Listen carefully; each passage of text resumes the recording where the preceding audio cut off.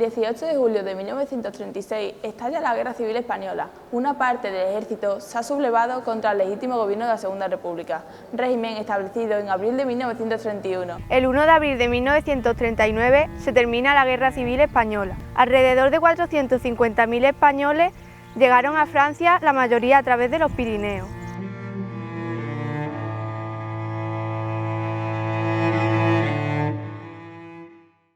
En la frontera, las familias que llegaron juntas fueron separadas. Las mujeres, los niños, los heridos y los ancianos fueron distribuidos en varios departamentos. Los hombres no corrieron la misma suerte. Las primeras semanas se enterraban en la arena para protegerse del frío.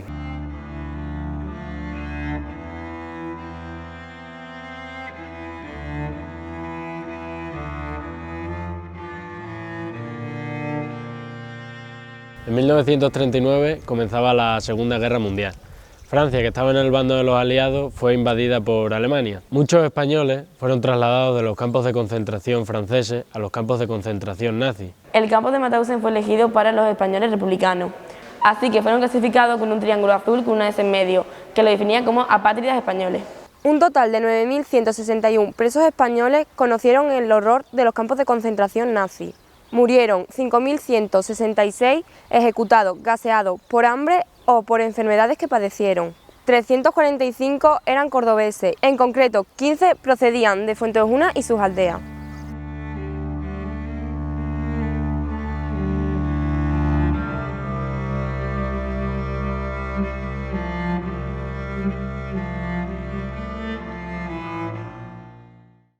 Nuestros vecinos del Valle del Guadiato que fueron asesinados en el campo de concentración de Mauthausen-Gausen fueron de Fuenteovejuna: José Alejandro González, Antonio Cuadrado Ventura, Rafael Cuenca Triviño y José Mellado Gutiérrez. Y del Alcornocal, Manuel Dávila Rico, Olegario Abad García, Antonio Oribe Alonso y Ángel Sánchez García. Isidoro Portugués Díaz del Porvenir de la Industria, Eugenio Sánchez Rivera de Cuenca. De Piconcillo, Andrés Jurado Bernal, Hilario Jurado Madueño, Serafín Perales Romero, José María Pulgarín Agredano y Manuel Pulgarín Asenjo.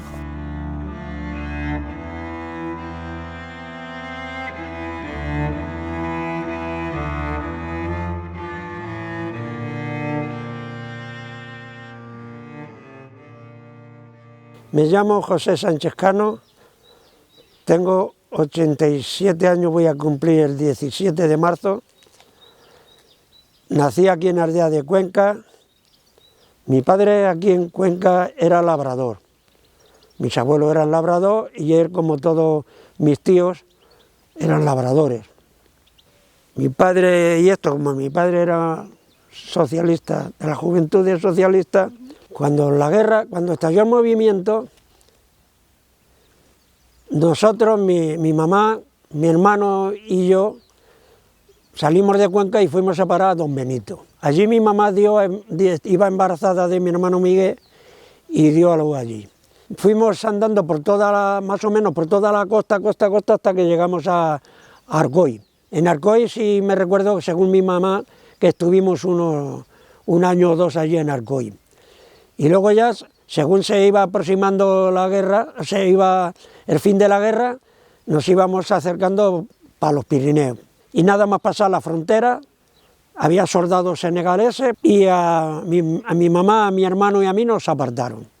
Y a mi papá se lo llevaron y ya no lo volvimos a ver. Que mi padre estuvo en la resistencia francesa.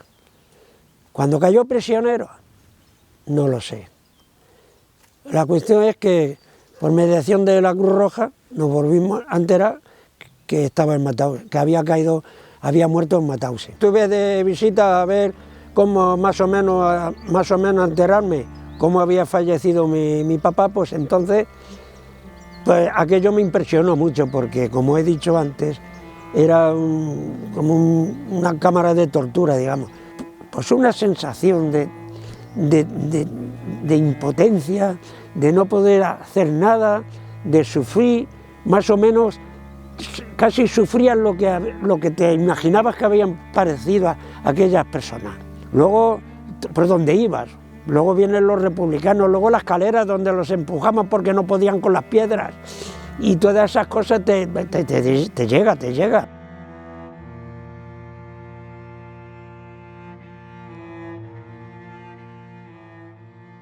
Soy la presidenta de la asociación Triángulo Azul Storpestein de Córdoba, una asociación de reciente creación cuyos objetivos fundamentales son que se conozca la deportación de los cordobeses y cordobesas a campos de concentración nazis, que es la historia de sus vecinos, que ocurrió aquí y que no ocurrió hace mucho.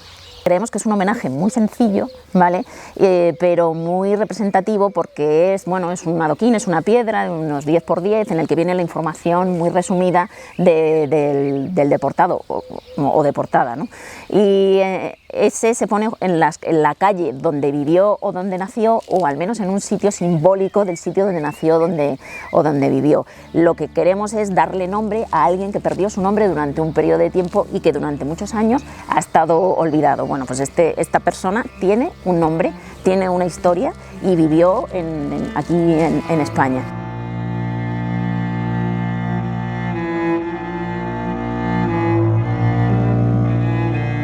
Me llamo María Dolores Calero Jurado y estamos aquí, que hemos venido de Barcelona, al homenaje de mi tío abuelo. Siempre hemos sabido la historia también más que nada por su hermana, y quien está muy agradecida de esto es mi tía Sebastiana, porque ella es día a día, cierra los ojos y lo ve, lo ve.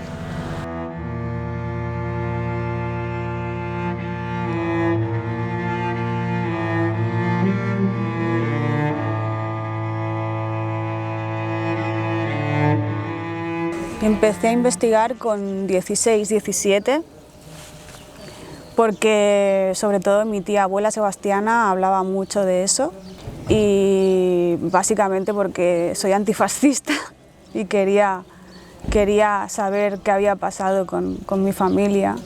Me dieron nombres, entonces yo empecé a buscar por internet y salió el nombre de mi tío abuelo Hilario, y ahí ya empecé a tirar del hilo.